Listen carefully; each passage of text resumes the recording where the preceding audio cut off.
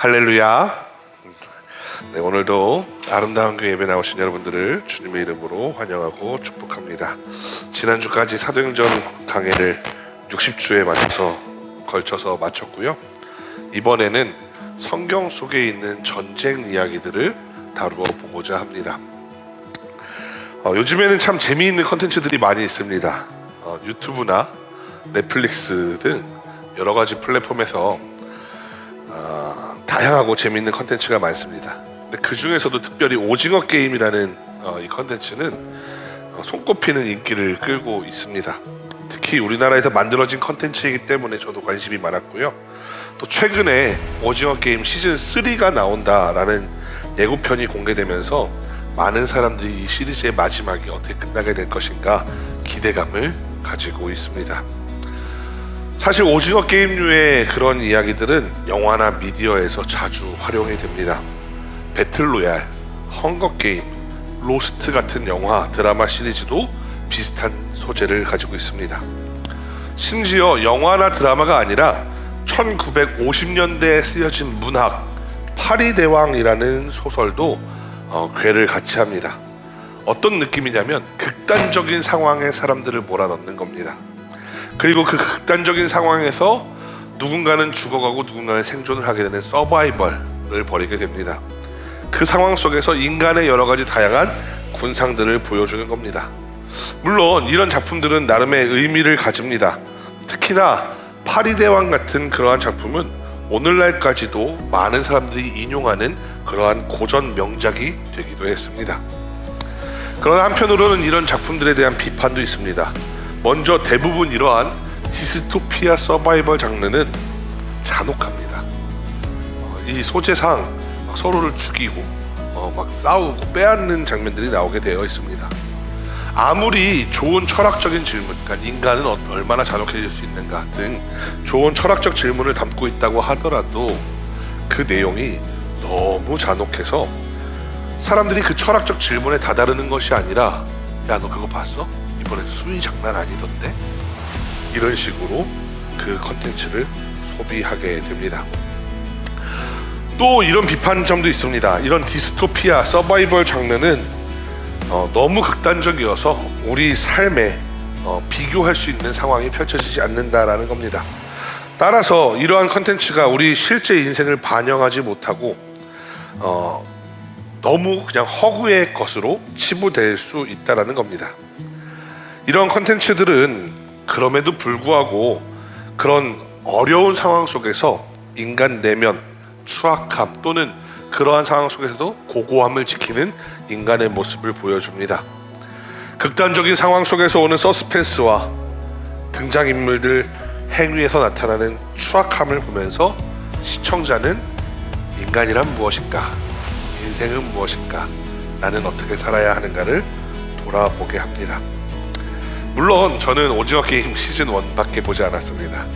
이미 공개된 시즌 2나 시즌 3도 제가 말씀드렸던 이런 평에 맞는지는 잘 모르겠습니다만 아마도 비슷한 형태이지 않을까 추측해 봅니다.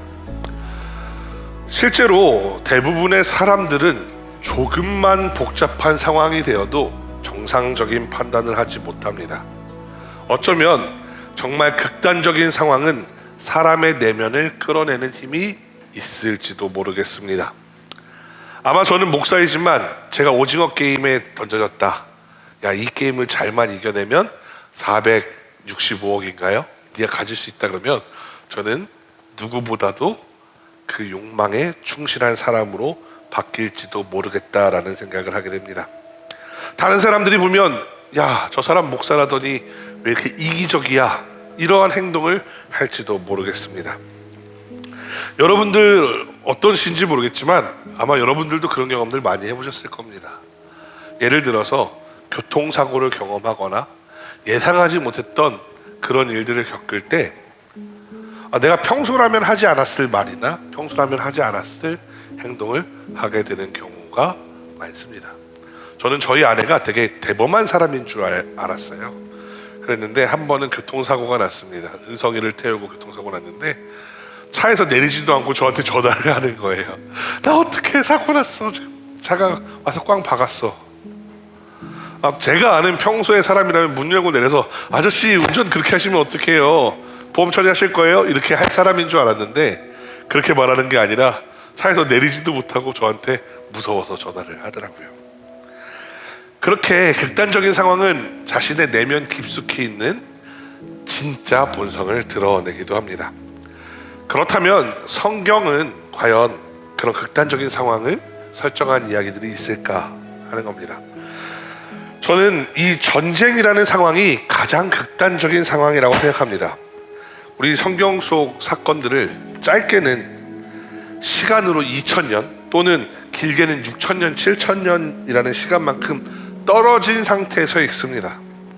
또 우리는 성경을 신앙을 가지고 읽습니다. 그렇기 때문에 성경 속에 나오는 전쟁 이야기를 볼 때 그냥 전쟁이 있었구나, 하나님이 승리하게 하셨구나, 그런가 보다, 이런 식으로 받아들이게 됩니다. 그러나 직접 전쟁을 치르는 사람들의 입장에 조금 더 집중해보고 몰입을 해보면 그 문장 안에는 수많은 사람들의 피와 땀, 눈물이 섞여 있습니다. 누가 나가서 몇 명을 쳐 죽였더라 라는 것은 그냥 한 문장으로 끝나는 게 아니라 실제로 수많은 생명이 쓰러져가는 비극의 순간입니다. 그 사건으로 말미암아 또 죽은 사람 이외에도 수많은 전쟁 피해자 가족들이 생기게 되고요, 정말 많은 사람들이 눈물을 흘렸을 겁니다. 전쟁에 살아남은 사람들은 어떻겠습니까? 요즘에야 의학이 발달해서 외상 후 스트레스 장애, PTSD라는 말로 우리가 전쟁에 갔다 오기만 해도 저 사람들 얼마나 큰 스트레스를 받았을지 짐작이 되지 않아 라고 말하지만 2000년 전 또는 3500년 전, 4000년 전, 6000년 전 이 전쟁을 겪고 온 사람들은 그렇게 세심하게 보살핌을 받을 수가 없었습니다. 불과 1시간 전까지만 해도 같이 밥을 먹었던 친구, 고향 친구, 내가 평생을 함께 해왔던 그러한 전우들이 목숨을 잃고 나서 돌아왔을 때 이 사람들이 과연 정상적으로 반응할 수 있었을까?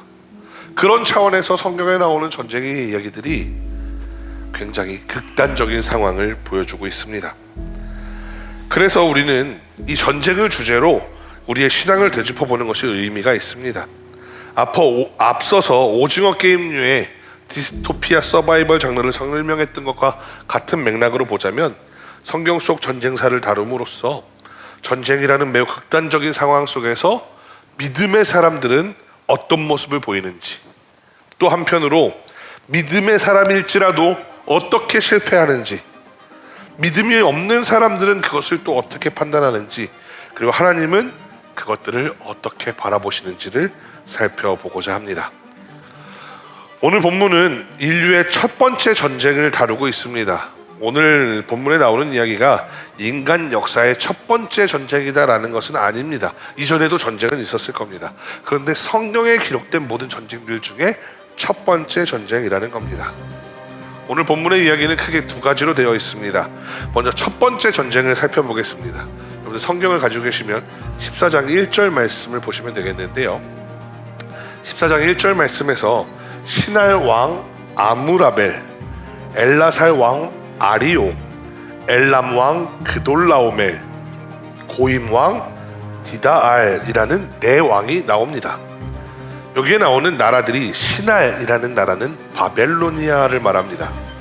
엘라살 또한 바벨론 지역에 위치한 고대 국가였습니다. 엘람은 메소포타미아를 말하고요, 고임은 히타이트라는 민족을 의미합니다. 앞에 나와 있는, 성경에 나와 있는 표현으로는 여러분들이 잘 모르시겠지만 바벨론, 메소포타미아, 히타이트는 여러분들이 들어보셨을 겁니다.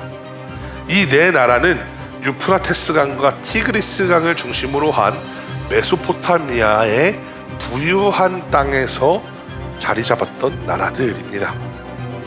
물론 히타이트 족속은 터키 동부 쪽이라고 해서 다른 세 나라와 좀 다르긴 합니다만 이 네 나라는 모두 각자의 자리에서 강력한 제국을 이루었습니다. 그리고 이 네 나라와 싸움을 벌이고 있는 반대쪽 사람들이 있습니다. 2절에 등장하는데 소돔과 고모라를 중심으로 한 가나안 땅에 위치한 사람들입니다. 그러니까 여러분들 지도를 몇 번 보여드렸던 적이 있으니까 생각해 보시면 좋겠는데 1절에 나오는 이 네 나라는 어디 있는 거냐면은 메소포타미아 문명이 있는 아주 부유한 땅, 비옥한 땅에 있는 사람들이고, 그리고 2절에 있는 사람들은 어디 위치한 거냐면 오늘날의 이스라엘 땅에 위치한 그런 나라들입니다. 3절 말씀해 보니까 이 나라들이 모두 염해, 그러니까 사해 근처에 모입니다. 4절에서 이 전쟁의 이유에 대해 설명해 주는데, 가나안에 위치한 나라는 원래 그돌라오멜이 다스리는 엘람이라는 나라의 속국이었습니다. 12년 동안 조공을 바치면서 살아왔는데 아마도 그러면 12년 전에도 이러한 전쟁이 있었던 것 같습니다. 그리고 13년째에 엘람 왕 그돌라오멜을 배반합니다. 그돌라오멜이 보니까 5나라가 똘똘 뭉쳐서 자신을 배반한 겁니다. 야, 이거 내가 가서 1대5로 싸우면 장담 못 하겠는데? 안 되겠다. 이런 생각을 하면서 응징할 마음으로 주변에 세 나라를 같이 쳐들어가자라고 꼬드겨서 네 나라의 연합 동맹군이 쳐들어온 겁니다. 앞서도 말씀드렸지만 아무래도 유브라테스 강과 티그리스 강을 중심으로 한 메소포타미아 문명에 속해 있는 이 나라들이 훨씬 강대했습니다. 12년 전에도 이들은 이미 이긴 경험이 있습니다. 심지어 5절부터 7절 말씀에 보면은 2절에는 언급된 적도 없었던 다른 나라들을 다 물리칩니다. 결국 양쪽 진영은 10절 말씀에서 시딤 골짜기라는 곳에서 최종전을 벌이게 됩니다. 결국 그돌라오멜이 승기를 잡습니다. 소돔 왕과 고모라 왕이 도망하게 되는데 역청 구덩이, 역청은 아스팔트의 진액을 이야기하거든요. 그 역청 구덩이에 빠지면서 큰 피해를 입게 됩니다. 여러분들이 아마 현대의 러시아 우크라이나 전쟁 때문에 혹은 아프가니스탄 전쟁 이런 것들을 보면서 현대 전쟁에 익숙하실지 모르겠는데, 현대 전쟁은 민간인을 공격하거나 약탈할 수 없습니다. 만약 어떤 나라가 민간인을 공격하거나 약탈하면 그 나라는 전쟁에 승리하더라도 엄청난 비난을 받게 됩니다. 하지만 고대에는 그러한 규칙이 없습니다. 이긴 쪽은 진 쪽을 잔인하게 약탈합니다. 11절 말씀에 그러한 이유로 그돌라오멜은 소돔과 고모라의 모든 재물과 양식을 빼앗아 갑니다. 그리고 12절 말씀에 아브라함의 조카 롯이 그 사이에 휘말리게 됩니다. 13절 말씀에 보니까 그 전쟁에서 도망했던 사람 하나가 아브라함에게 찾아옵니다. 당시 아브라함은 아모리족 속의 마므레 상수리 숲을 근처에 살고 있었습니다. 그리고 그 지역에 사는 여러 족속들과 동맹 관계를 맺고 있었습니다. 어쩌면 아브라함을 찾아온 패잔병은 아브라함뿐만 아니라 아모리족 속의 여러 동맹들이 이 전쟁에 참전해 달라고 기대를 하고 있었는지도 모릅니다. 그런데 14절 말씀에 아브라함은 오직 자신이 집에서 기르고 훈련한 병사 318명을 데리고 출전합니다. 사실 318명이라는 병사의 숫자가 적다고만 할 수는 없습니다. 문제는 상대가 메소포타미아 문명 중심에서 온 4개국 연합이라는 데 있습니다. 이 4개 국가는 모두 아브라함의 무리보다는 최소한 컸을 것 같습니다. 이 사람들을 아무리 적게 잡아서 300명쯤 된다라고, 아브라함하고 비슷한 규모라고 한다고 하더라도 4개국이 연합하기 때문에 최소한 1200명은 될 겁니다. 그리고 아마도 아브라함보다는 군대가 많았을 거라고 가져가면 최소한 3-4천 명, 많게는 수만 명의 군대였을지도 모릅니다. 아무리 생각해 보아도 계란으로 바위를 치는 격이라고 할 수 있습니다. 근데 우리가 오늘 본문에서 한 가지 생각해 봐야 될 점이 있는데요. 많은 목사님들이 이 본문을 가지고 설교하면서 아브라함이 318명을 이끌고 가는데 아브라함에게는 하나님이 함께 하셔서 하나님이 그들을 이기게 하셨다라고 설명을 합니다만, 안타깝게도 여러분들 성경을 집중 읽어보십시오. 14절부터 나오는 아브라함의 두 번째 전쟁 이야기에 하나님은 등장하지 않습니다. 아브라함이 원래 본인의 성격대로라면 하나님께 기도해야 합니다. 하나님, 제가 이 전쟁을 하러 가도 될까요? 제 조카 롯을 구출하기 위해 군대를 이끌고 제가 출전하려고 하는데 하나님, 제가 이기고 올 수 있겠습니까? 아니요, 하나님, 이기게 해주십시오. 이렇게 기도해야 하는 게 마땅해 보이는데 아브라함이 그렇게 한 적이 없습니다. 그냥 아브라함은 318명의 군사를 이끌고 가서 그들과 싸웠다라고 나옵니다. 물론 우리가 아브라함의 성품을 아니까, 아브라함이 평소 했던 행실을 아니까 하나님께 기도했겠지 라고 가정할 수도 있지만 성경은 그것을 정확하게 이야기해 주지 않습니다. 아브라함은 318명의 군사를 이끌고 단이라는 곳까지 이들을 추격해 갑니다. 그리고 야간에 몰래 그들을 습격합니다. 그 야습은 매우 성공적이었습니다. 15절 말씀에 그들을 쳐 부숩니다. 심지어 다메섹의 북쪽 호바라는 곳까지 그들을 쫓아가면서 공격했다라고 합니다. 적당히 혼란을 만들고 이긴 정도가 아니라 도망가는 사람들을 추격해 가면서 싸운 정도입니다. 빼앗겼던 재물과 조카 롯의 부녀들, 친척들을 다 찾을 때까지 상대방을 쳐 부셨습니다. 이후에 맨 마지막 24절을 보면 아넬, 에스골, 마므레라는 족속이 함께 참전한 것처럼 표현이 되어 있습니다. 아마도 아브라함의 군대가 야습을 하고 승기를 잡고 나니까 나중에 이들을 추격하면서 약탈하는데 아마 함께 했던 것 아닐까 생각됩니다. 전쟁에 승리한 이후 아브라함은 그 용사들이 이끌고 돌아옵니다. 그런데 그들을 맞으러 두 사람이 나오게 됩니다. 한 사람은 소돔 왕 베라이고요, 다른 한 사람은 살렘 왕 멜기세덱입니다. 그래서 멜기세덱이라는 사람이 굉장히 특이한 등장인물인데 아브라함이 믿고 있었던 하나님을 믿는 사람이었습니다. 왕이면서 동시에 제사장이었습니다. 멜기세덱은 아브람과 그 일행들을 위해서 전쟁을 마치고 온 그 사람들을 위해서 떡과 포도주를 준비해 왔습니다. 그리고 전쟁을 치르고 온 이들에게 하나님의 이름으로 축복을 빌어줍니다.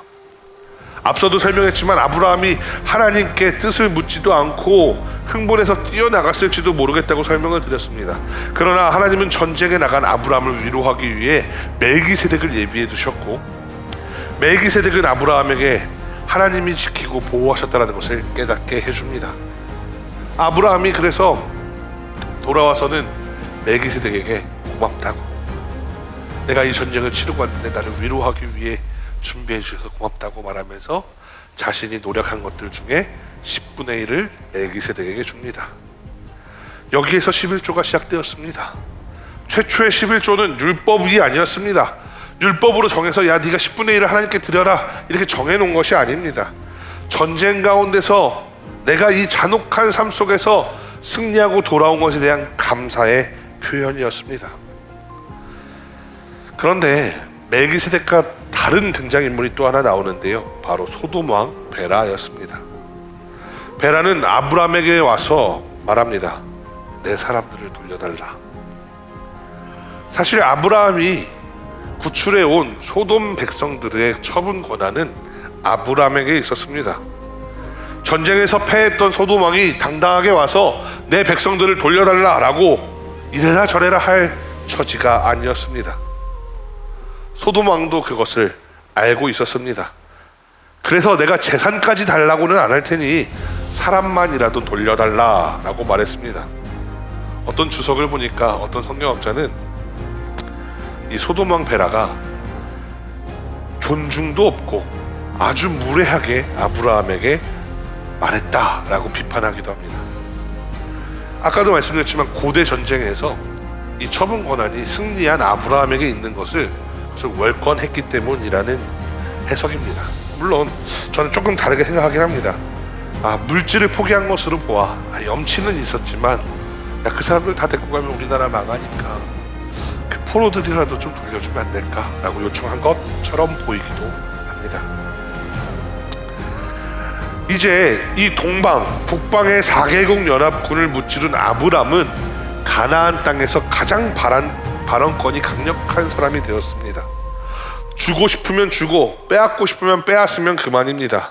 심지어는 소돔이나 고모라를 속국으로 삼겠다며 흡수해버려도 되는 그런 상황입니다. 전쟁은 분명 야만적입니다. 그러나 전쟁에 대한 정사는 더더욱 야만적입니다. 여러분들 역사 시간에 배우셨을 텐데 세계 1차 세계대전에서 패했던 독일이 어떤 꼴을 당했는지 여러분들 이미 다 아실 겁니다. 독일은 1차 세계대전에서 패한 이후 1320억 마르크를 배상해야 했습니다. 그게 얼마냐면 달러로 환산하면 약 330억 달러입니다. 오늘날의 가치로 환산하면 또 우리나라 돈으로 이제 환율을 계산해서 계산해 보니까 3,600조입니다. 우리나라 지금 1년 예산이 550조 정도 되죠. 그러면은 약 7년 정도의 예산을 그냥 갖다 바쳐야 하는 겁니다. 그냥 7년 정도의 예산을 여러분 한번 생각해 보세요. 여러분들 연봉의 7배를 여러분들 만약에 빚을 졌다. 그럼 그걸 갚으려면 얼마나 걸릴까요? 아무리 빨리 갚으려고 해도 적어도 한 14년, 21년 이 정도는 걸리지 않을까요?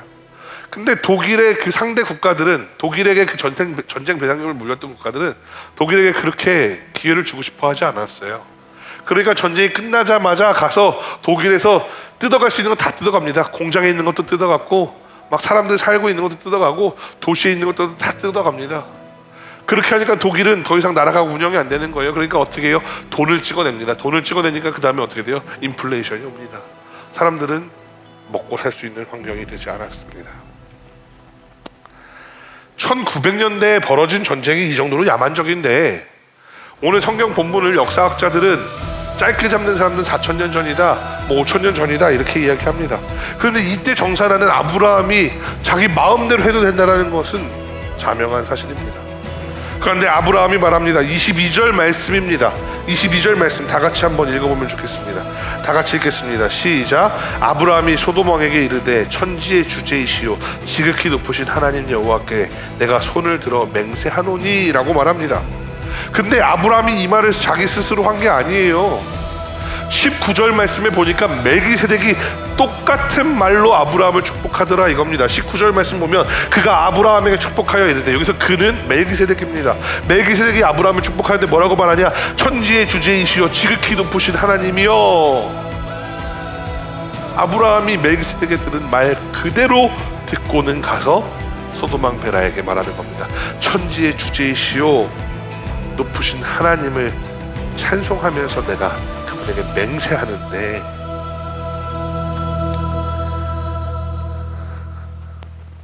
제가 앞서도 말씀드렸지만 아브라함이 전쟁을 나갔을 때 과연 하나님께 기도했는지 그 뜻을 물었는지 정확하게 기록되어 있지 않다라고 말씀드렸습니다.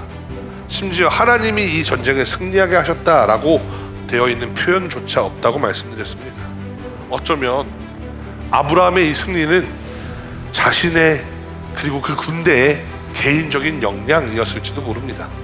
그런데 아브라함에게 멜기세덱이 와서 하나님의 축복을 빌어줍니다. 그리고 아브라함은 그때 맞아, 내가 내 능력으로 이긴 것 같지만 사실 이 능력을 주신 분도 하나님이야 라는 것을 깨달았던 것 같습니다.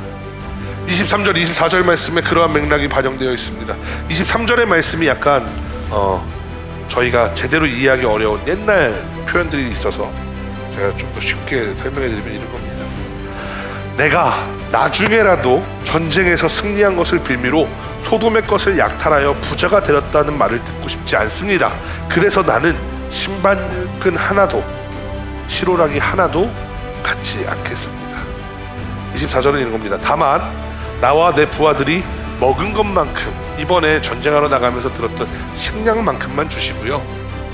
또 함께 참전했던 아넬, 에스골, 마므렛 사람들이 자기들 거 가지겠다라고 그러면 난 그거 참견할 수 없습니다 라고 말하는 겁니다.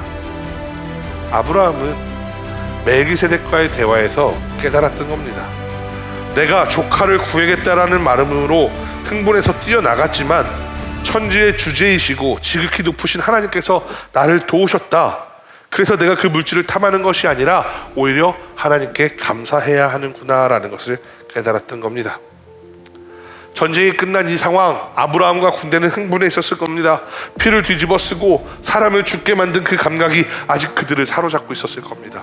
심지어 아까 4,000년 전, 5,000년 전이라고 말씀드렸는데요. 그럼 이때 당시에 무기라고 해봤자 아마 아주 극소수의 초기 청동기, 그거 아니면 대부분 뾰족한 돌을 갈아서 만든 간석기, 뗀석기 수준의 무기였을 겁니다.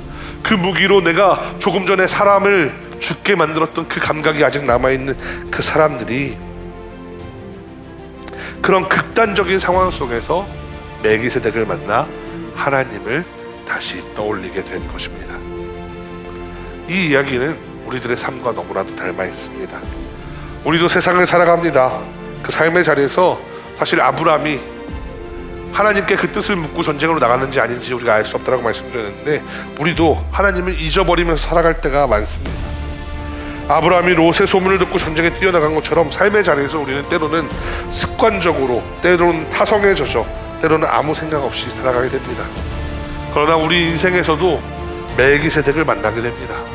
바로 예배의 자리에서 내가 살아온 삶이 그저 나의 능력이 아니라 하나님의 보호하심이었다는 것을 깨닫게 되는 것, 그것이 바로 우리가 만나는 멜기세덱입니다.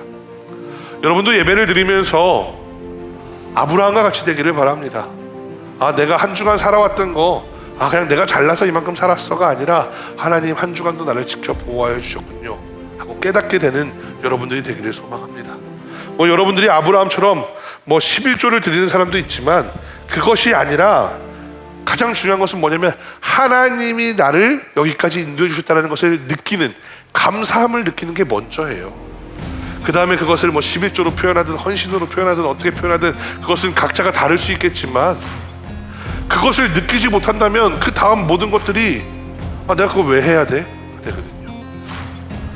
여러 교회를 다니다 보면은 교회에서 지쳐가지고 저희는 왜 교회에서 이렇게 헌신해야 되죠? 봉사해야 되죠? 라고 생각하는 분들 만나게 됩니다. 근데 지금도 말씀드리지만 교회에 와서 예배를 드리면서 하나님이 나를 여기까지 인도하셨다라는 것을 느끼는 그 감사함을 상실했기 때문에 불평들이 이어지게 되는 겁니다.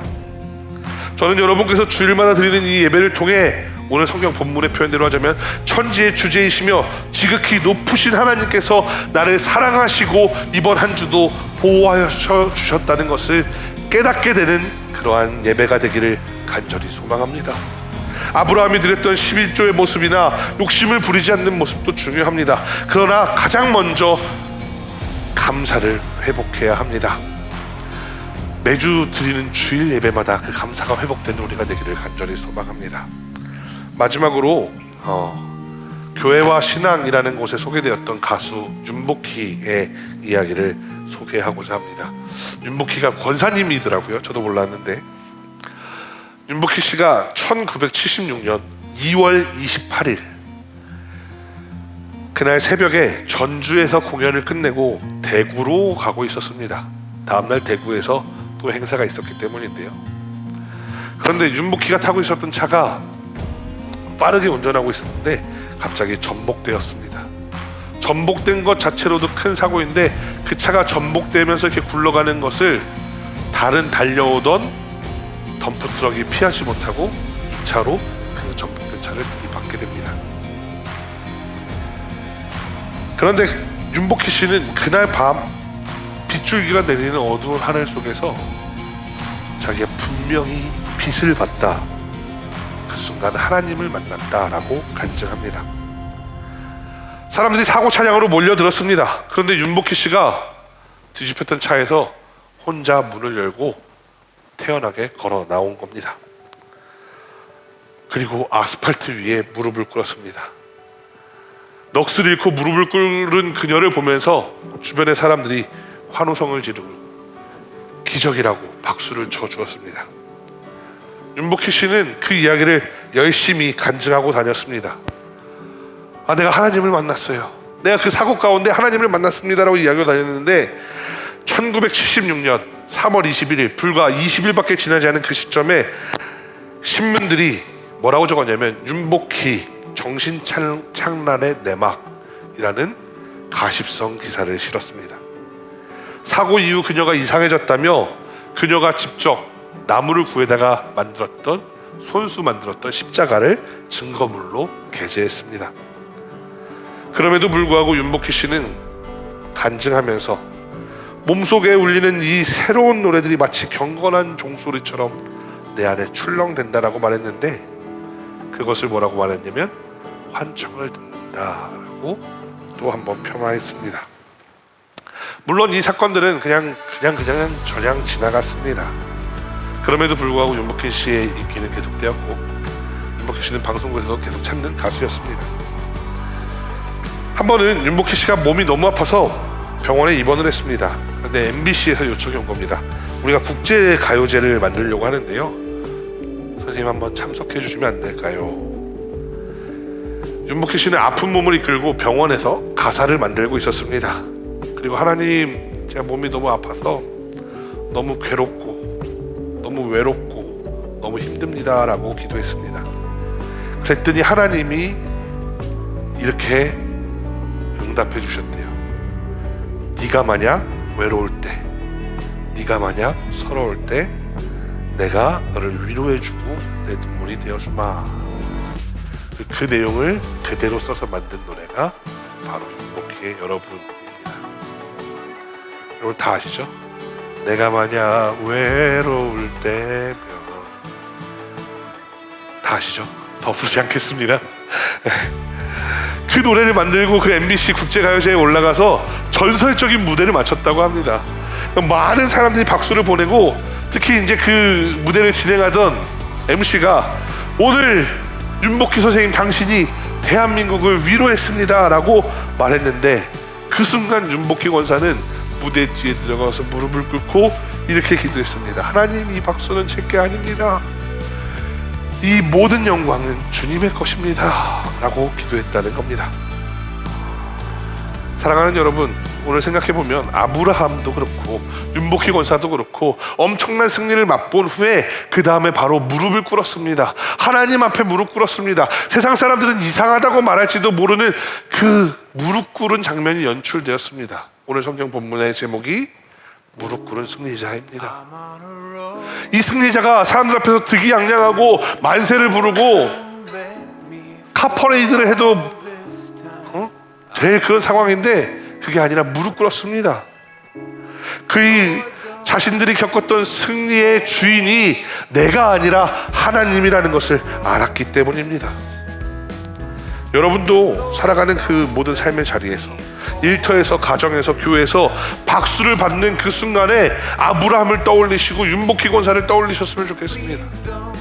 내가 박수 받는 그 순간에, 그래, 이 승리는 내가 이뤄낸 것이 아니라 하나님께서 내게 허락하신 거야 라는 그러한 신앙 고백이 나오게 되기를 간절히 소망합니다. 그래서 여러분도 또한 무릎 꿇은 승리자의 모습으로 하나님께 감사할 줄 아는 그러한 신앙인들이 되기를 간절히 소망합니다.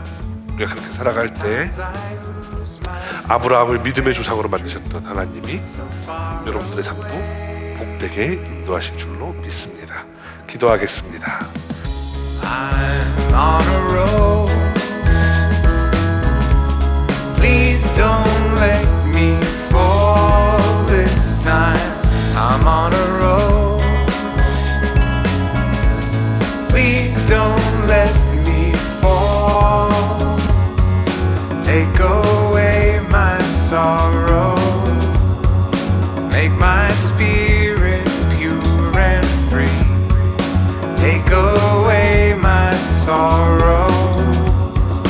Make my spirit pure and free.